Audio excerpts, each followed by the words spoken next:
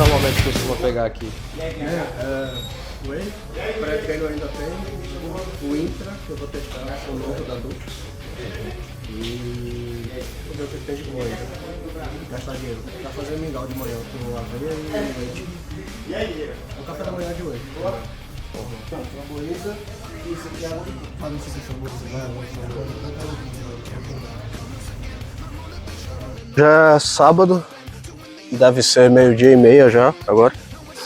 A gente tá na Muscle Mania, que é uma academia talvez a mais old school aqui da cidade. A gente vai treinar costas e pernas hoje. Antes disso eu passei na Forpump para pegar essa belezinha aqui, que é o Intratreino, que eu gosto bastante de usar. Ver se eu pegava um whey para fazer meu café da manhã. Geralmente eu coloco ele na garrafa que eu uso para tomar água mesmo. Ele é basicamente um mix de algumas fontes de carboidrato com aminoácidos também. Aqui no Brasil não se faz muito, mas na gringa todos os coaches grandes, todo mundo curte usar, menos aqui, não sei porquê. Agora começou a se usar um pouquinho mais, porque o Rafael Brandão começou a fazer. Não, eu coloco na água e tomo durante o treino, entendeu? É um dosador só. Mas eu consigo... Tá, cara, durante o treino, dependendo da fase que você tá, na tua dieta, na tua preparação, se você tiver numa fase que você tá um pouco depletado de carbo, pode ser uma boa para segurar teu glicogênio. Basicamente, dependendo da fase em que tu tá na tua preparação, se tu tiver num período em que você tá um pouco mais restrito de carbo, ele pode te ajudar com os teus estoques de glicogênio, que você vai usar durante o treino, e daí, como você já tá colocando esse carbo para dentro da tua corrente sanguínea, você pode poupar esse glicogênio que você já tem dentro do músculo e do fígado. Cadê a tampa dessa porra? Será que eu joguei aqui dentro? Ah não, tá aqui. Vai ficar tudo com cheiro de framboesa agora. Delícia. Tem basicamente os acessórios que eu gosto de usar. Eu tenho muita dor no joelho durante alguns exercícios de perna. Principalmente os exercícios de quadríceps, de posterior não. Então eu gosto de usar uma joelheira de compressão. E os straps para fazer os movimentos de costas. Lá ele. Tipo o Romanian Deadlift, as puxadas, as remadas. E isso aqui para fazer os exercícios de quadríceps. Simbora.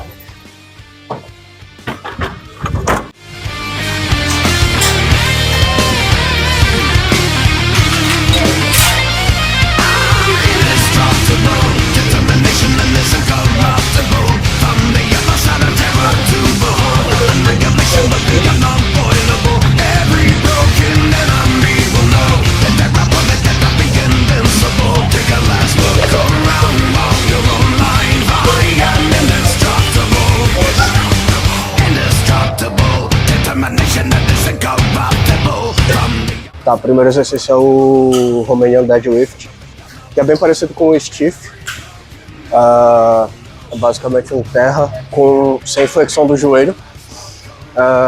E daí você pode fazer ele de dois jeitos. Você pode fazer ele jogando o quadril mais para trás, para pegar um pouco mais posterior, ou aproveitando um pouco mais a curvatura da coluna, para pegar mais os músculos da tua lower back.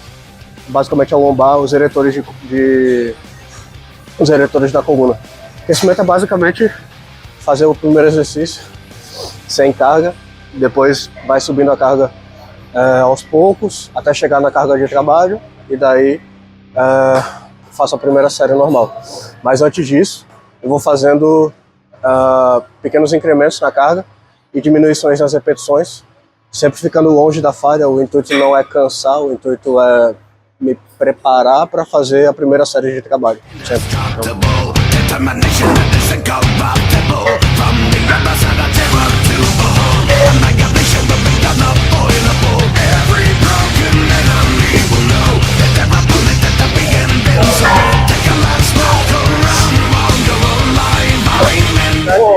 Fala tu. Bonito. Eu? Criação do conteúdo aí. Você botou o peso pro aquecer, foi? Não, é o back-off.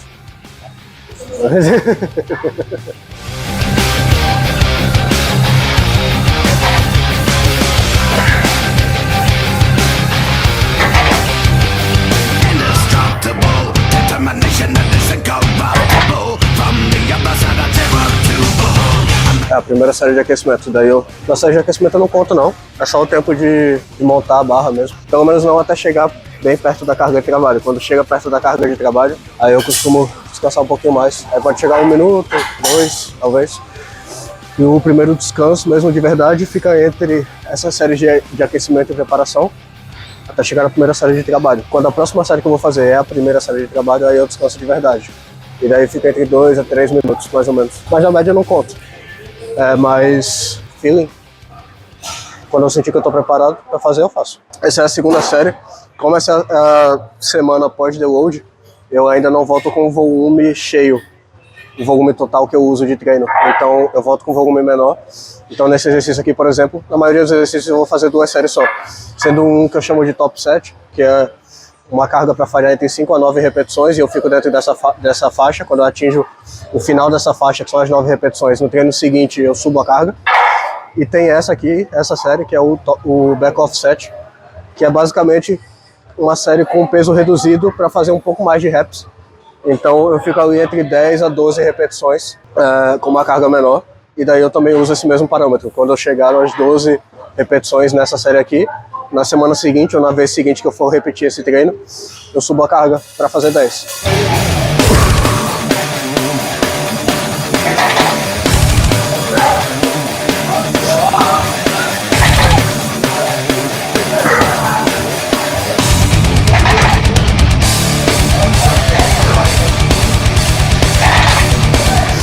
No caso, se passar de 12 repetições, continua fazendo até chegar próximo da falha.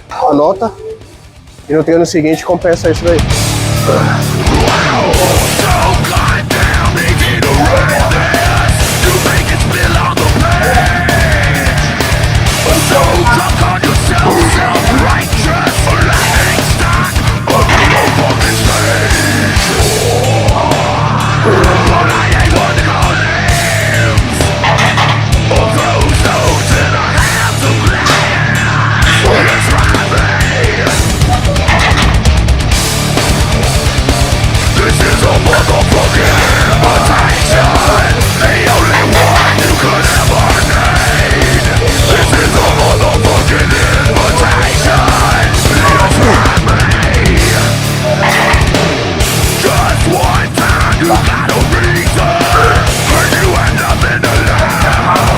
A pressão baixou agora. Sobre a questão de técnica, se melhorar a técnica, conta como progressão de carga. Tem várias maneiras de se olhar para isso, mas do jeito que eu olho não é. Melhorar a técnica não conta como progressão de carga. Por quê? Eu passo do princípio que a técnica ela tem que ser constante. Se, por exemplo, vamos lá, o que é a progressão de carga? Eu, nesse treino que eu tô fazendo agora, eu fazer, sei lá, o número X de repetições com o número Y de peso, certo? Eu vou pegar na semana seguinte, ou na vez que eu for repetir esse treino, eu tenho que fazer ou mais que esse peso, ou o mesmo peso para mais repetições. Só que como eu vou saber se eu realmente tenho agora essa força para fazer isso, se a minha técnica tá pior, entendeu? Então a técnica tem que ser uma terceira constante para eu variar nessas duas aqui, no peso e nas repetições. Porque, por exemplo, vamos dizer que você fez 100 repetições até a falha, 100 repetições, caraca, 100 quilos, 100 quilos para 10 repetições até a falha. Se você roubasse um pouco mais ou fizesse um pouco mais rápido ou alguma coisa assim, você provavelmente conseguiria fazer 12. Só que você não fez, você não conseguiria fazer isso com a técnica perfeita. Se na semana seguinte você entra e rouba para fazer 12, você não progrediu de verdade. Você não fez a adaptação para conseguir pegar aquele peso e fazer aquele número de repetições a mais.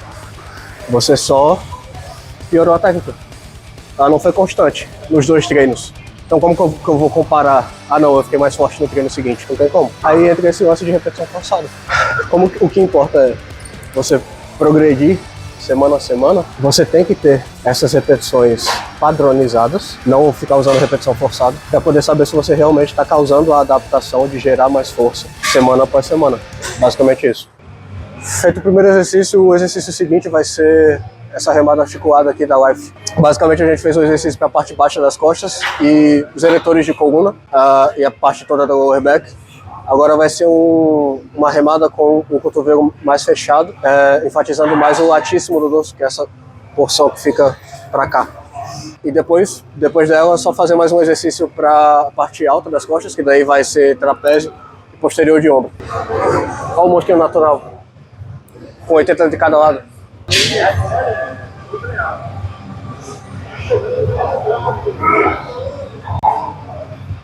Deixa o maluco da mansomaria aí. Ei, caralho, o Aldo tá fazendo remada alta com 80 de cada lado. Tá, aqui é a primeira série de preparação. Oi?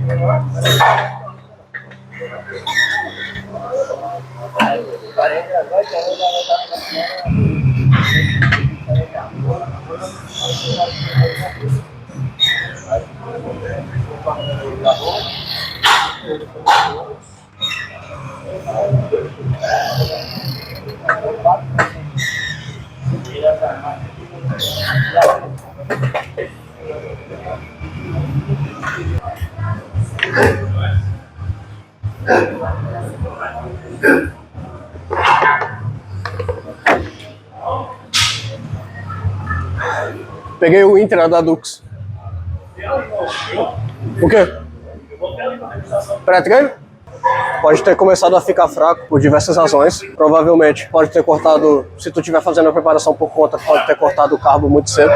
E cortado muito carbo de uma vez, por exemplo, tu pode ter não priorizado as cargas durante a preparação, principalmente nessa fase com menos comida. Tu pode estar fazendo um volume muito alto. Então, a princípio, você tem que saber por que você está se sentindo essa fraqueza nesse momento da preparação. Depois que você entendeu, você vai remediar isso. Se for o caso, por exemplo, você está com um volume muito alto de treino e você não está conseguindo progredir as cargas por causa disso, diminui o volume. Faz, 6 a 10 séries por músculo por semana, por exemplo. Se for o caso de o carbo, você ter baixado o carbo muito cedo e muito de uma vez, você pode testar um pouco com um ciclo de carbo diferente. Por exemplo, você pode fazer 2 semanas de carbo um pouco mais baixo, mais alto, perdão, e ver como é que tá. Se bem que o atleta tá 3 semanas, né, em preparação, até esquece.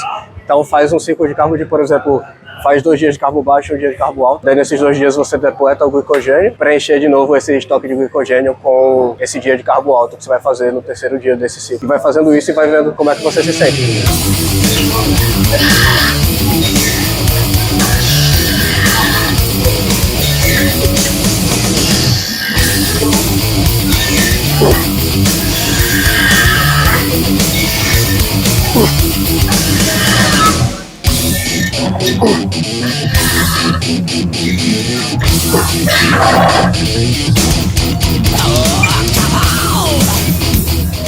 Basicamente aquela remada ali que a gente fez agora, ela deixa o cotovelo um pouquinho mais fechado, então você acaba utilizando um pouquinho mais o teu latíssimo, tá? Você não usa muito adução e abdução de escápula, porque o teu latíssimo não se liga na tua escápula, se liga no teu húmero, que é esse osso do braço aqui. Então esse movimento de aduzir e abduzir as escápulas não é feito pelo teu latíssimo, é feito pelo teu trapézio, romboide e os músculos da parte de cima das tuas costas. Então, pensando nisso, você usa exercícios que pegam mais o latíssimo, que fazem o movimento de trazer o húmero para perto da inserção do latíssimo, e exercícios que pegam mais a parte alta das costas, como essa remada baixa aqui, onde existe esse movimento de fechar as escápulas e trazer o cotovelo um pouco mais aberto.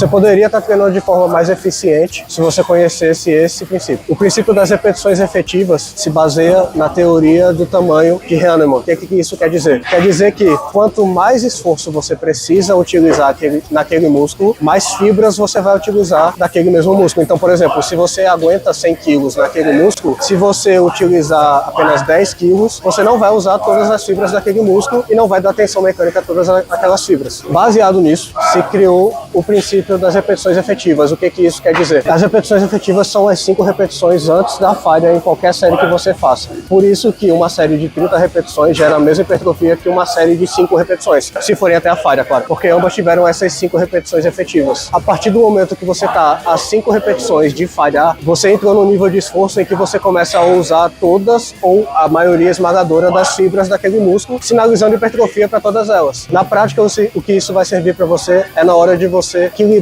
a quantidade de volume que você vai usar. Por exemplo, se eu consigo fazer 10 repetições, a partir da 5ª repetição eu entro nas minhas repetições efetivas. Então, se eu parar 2 repetições antes da falha, eu só tive 3 repetições efetivas. Logo, para eu ter uma quantidade boa de repetições efetivas acumuladas naquele treino, eu preciso fazer uma quantidade maior de séries. Se, por exemplo, eu ir até a falha e tiver essas 5 repetições efetivas dentro daquela série, eu ir até as 10 repetições, por exemplo, eu posso precisar de um pouco menos de volume em número de séries para aquele músculo para poder ter o mesmo número de repetições efetivas acumuladas.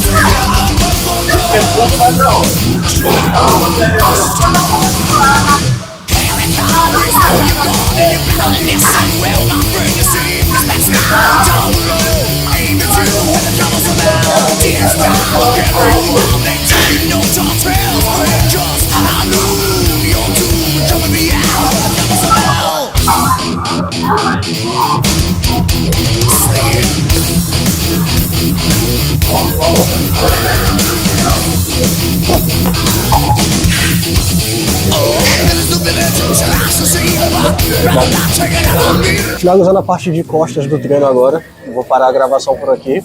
Vamos para a parte de perna agora. Basicamente foi um exercício para cada porção das costas. Então a gente começou com o ponto fraco, que é a parte de lower back e os eretores de coluna. 2 séries aí, e esse é o segundo treino de costas da semana. Depois mais 2 séries para o latíssimo, 2 séries para upper back, que daí é trapézio, posterior de ombro, todos esses músculos da parte de cima e do meio ali das costas. Basicamente para costas hoje são 2 treinos por semana. Tá? A maioria dos músculos eu bato 2 vezes por semana. Geralmente um treino em que eu coloco esse músculo com volume maior e um volume menor em outros músculos e depois eu inverto. Esses músculos que eu fiz um volume menor, eu coloco mais volume e esse primeiro músculo aqui eu diminuo o volume dele e dou só um estímulo nesse segundo treino da semana. Agora são 2h40, a próxima refeição é o almoço, porque eu só fiz uma refeição, geralmente eu almoço antes do treino, mas hoje especificamente não deu para fazer isso. Vai ser uma fonte de carbo rápido, fonte de proteína também. Lembrando que eu usei o intertreino com carbo e aminoácidos. Geralmente minha dieta continua a mesma a semana inteira. A única mudança que eu faço é que eu coloco a refeição livre entre o treino da sexta e o treino do sábado. Então geralmente fica na sexta de noite, porque eu uso essa comida para a minha energia do treino de sábado, que geralmente é o treino mais cansativo, por ser grupamentos grandes. Então são costas e pernas, acaba sendo um treino bem longo e bem cansativo. Então eu faço a minha refeição livre no dia antes. Geralmente eu me sinto bem assim. No seu caso, por exemplo, se você fizer isso, você pode não se sentir muito bem por não conseguir digerir essa quantidade toda de gordura e tudo mais que vai vir na refeição livre e se sentir mal nesse treino. Então isso é muito individual, comigo dá certo, talvez com você não dê. Se você viu esse vídeo até aqui, curte, manda pra alguém, se inscreve no canal, obviamente. Meu nome é Samuel Ribeiro, eu trabalho com nutrição para alto desempenho esportivo, ajudo atletas de alta performance a manter um bom condicionamento físico com uma dieta aderente, sem loucuras.